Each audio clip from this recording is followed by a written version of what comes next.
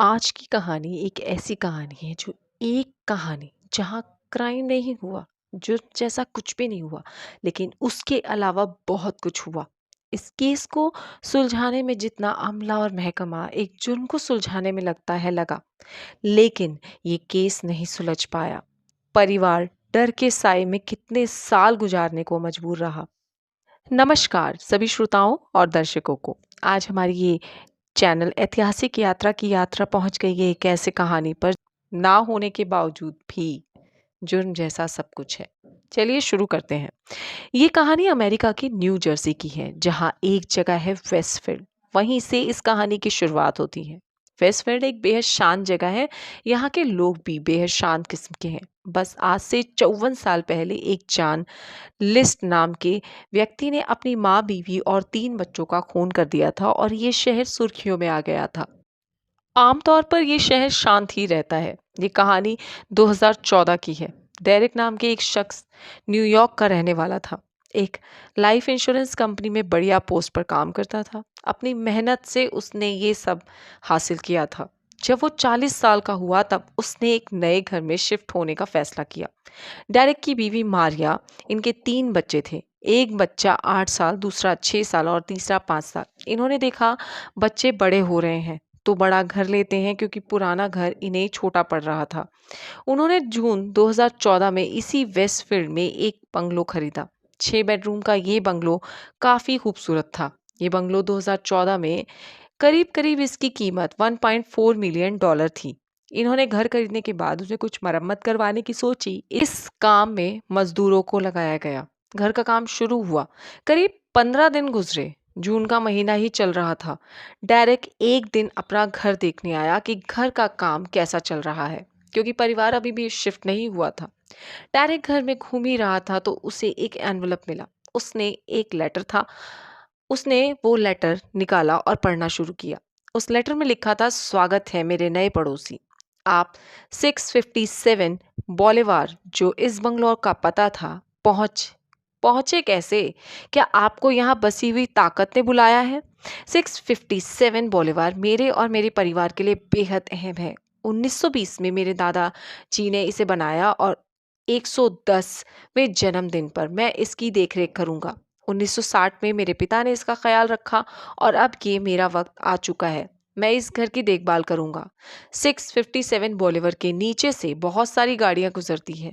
हो सकता है मैं उनमें से एक हूँ।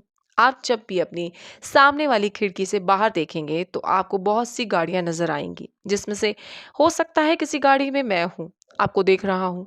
उस स्ट्रीट पर बहुत से लोग चहलकदमी करते नजर आएंगे। हो सकता है उसी में से एक मैं भी हूँ। लेटर लिखने वाला लेटर के एंड में अपना नाम नहीं लिखता है, वो सिर्फ साइन करता है और लिख देता है द वॉचर। डेरेक ने लेटर को पढ़ा, लेकिन ज्यादा सीरियस नहीं लिया। बात आई गई हो गई। काम बदस्तूर चलता रहा। अभी एक हफ्ता ही गुजरा था कि एक और लेटर आया। बिल्कुल हूबहू वैसा ही एनवलप। डायरेक्ट दूसरा लिफाफा खोलता है। आप डायरेक्ट लेटर पढ़ना शुरू करता है। उसमें लिखा था कि आपके बच्चे हैं और जहां तक मैंने गिने हैं 3 हैं। क्या आप चाहेंगी कि आपका ये घर जवान खून से भर जाए? आपको अपना पहला घर पसंद नहीं था क्या, जो इस घर में आए? कोई लालच था क्या इस घर में आने का, जो आपके बच्चों को यहाँ तक, मुझ तक ले आया? एक बार मुझे तीनों का नाम पता चल जाए तो मैं उन्हें अपनी तरफ खींच के ले ही जाऊंगा। इस लेटर ने डेरेक को हिला कर रख दिया। लेटर में आगे लिखा था कि क्या आपके बच्चे छोटे बेडरूम में सोएंगे? आप बड़े बेडरूम में सोएंगे, जिसकी खिड़की सड़क पर खुलती है? मुझे सब पता चल जाएगा जब भी आप शिफ्ट होंगे। वैसे कब शिफ्ट हो रहे हैं आप? ये मेरी मदद करेगा जानने में कि कौन किस बेडरूम में सो रहा है, और मैं बाकी की चीजें इसके हिसाब से प्लान कर सकता हूँ। ये सब बातें इस सेकंड लेटर में लिखी हुई थी। अब पूरा लेटर पढ़ने के बाद डेरेक परेशान होने लगा। उसके हाथ पैर फूलने लगे। डेरेक सबसे पहले उस शख्स के पास गया जिससे उसने ये घर खरीदा था। बातचीत के दौरान पता चला कि वो शख्स 23 साल इस घर में रहा। उसे कभी ऐसा कोई लेटर तो नहीं मिला, लेकिन अचानक वो रुका। उसने डायरेक्ट को बताया कि जब वो ये घर खाली कर रहा था, छोड़ के जा रहा था, तब उसे एक ऐसा लेटर मिला जिसमें लिखा था कि आप ये घर छोड़कर क्यों जा रहे हैं। आएगा कोई दूसरा और इसमें तोड़-फोड़ करेगा। उसने कहा कि मुझे लगा कि ये सब बेकार की बकवास है। मैंने वो लेटर पढ़ा और फेंक दिया। कहाँ फेंका मुझे अब ये भी याद नहीं। अब 2-2 लोगों को लेटर मिले तो मामला तो गंभीर है। ये दोनों वेस्टफील्ड पुलिस के पास पहुंचे। पुलिस ने उनसे कहा कि हो सकता है कि कोई पड़ोसी परेशान कर रहा हो या कोई ऐसा जो नहीं चाहता हो कि आप यहाँ रहें, या जो इस घर को खरीदना चाहता हो ना खरीद पाया हो, इसलिए वो आपको तंग कर रहा हो। कोई बात नहीं, हम तहकीकात करना शुरू करते हैं। पुलिस ने हर एंगल से जांच की, लेकिन कोई फायदा नहीं हुआ और कोई सुराग तक नहीं मिला। पुलिस अपनी जांच कर ही रही थी कि जुलाई के महीने में एक और खत आता है।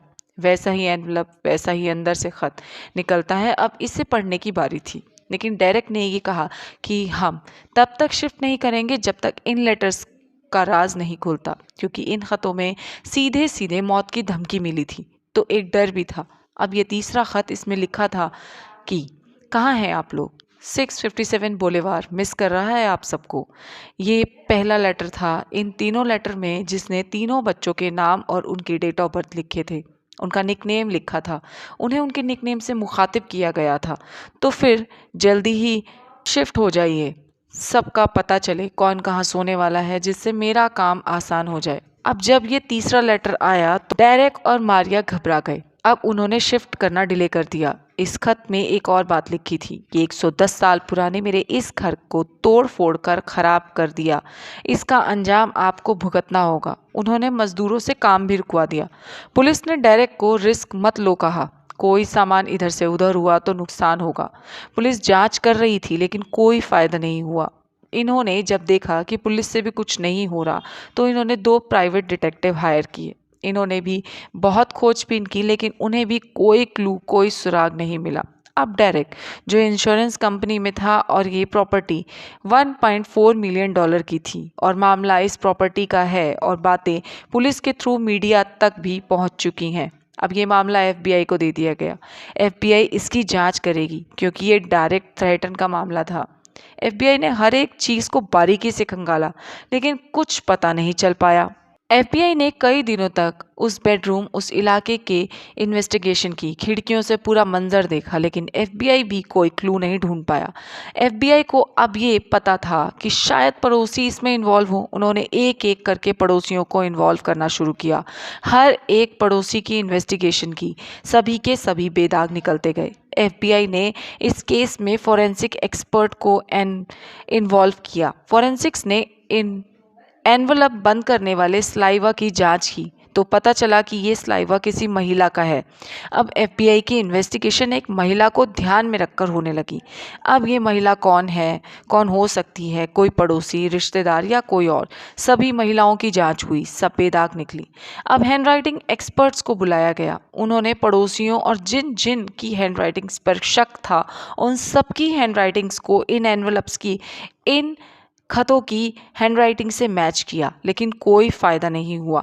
इतने दिनों तक कोई क्लू या सुराग नहीं मिल पा रहा था। अब इधर डेरेक और मारिया को ये लग रहा था कि इस घर में शिफ्ट करें या नहीं। फिर उन्होंने तय किया कि अपने बच्चों की खातिर वो इस घर में शिफ्ट नहीं होंगे। डेरेक को लगने लगा कि जब घर में शिफ्ट ही नहीं होना है, तो क्यों ना इस घर को बेच दिया जाए। उन्होंने घर बेचने की सारी फॉर्मेलिटीज़ पूरी कर दी, जैसे बोर्ड लगा दिया। लेकिन जब तक मीडिया में थे, खबर आ चुकी थी कि 657 बोलेवार में ऐसी ऐसी घटनाएं हो रही हैं, तो इस मकान का कोई खरीदार भी नहीं मिला। इतने इन्वेस्ट करने के बाद भी मकान बिक नहीं रहा था। लेटर वाले का कोई पता नहीं चल रहा था। इसी तरह सोचते सोचते 2016 आ गया।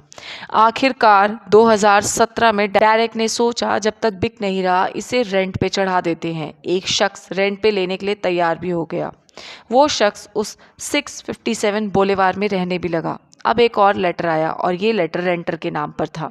उस लेटर में लिखा था कि अगर तुमने इस घर को कोई भी नुकसान पहुंचाया, तो हो सकता है कभी भी तुम्हारी कार का एक्सीडेंट हो जाए, कभी आग लग जाए, कहीं तुम्हारी फैमिली को कुछ हो जाए, हो सकता है कि तुम किसी अपने से बिछड़ जाओ, कोई अचानक तुमसे बिछड़ जाए। रेंटर ये सब पढ़कर परेशान हो गया, क्योंकि 2-3 साल तक कोई खत नहीं आया था, तो उसे लगा कि शायद सब ठीक हो गया। लेकिन इस लेटर ने उसकी नींदें उड़ा दी। सस्ता किराया होने की वजह से उसने ले लिया था। वो घर खाली कर दिया, सब सस्ता होने के बावजूद भी। जान है तो जहान है। 2017 से 19 आ गया, घर अब भी नहीं बिका। 2019 में डेरेक के साथ एक काम करने वाले ने इस 657 बोलेवार को 1 मिलियन में खरीद लिया।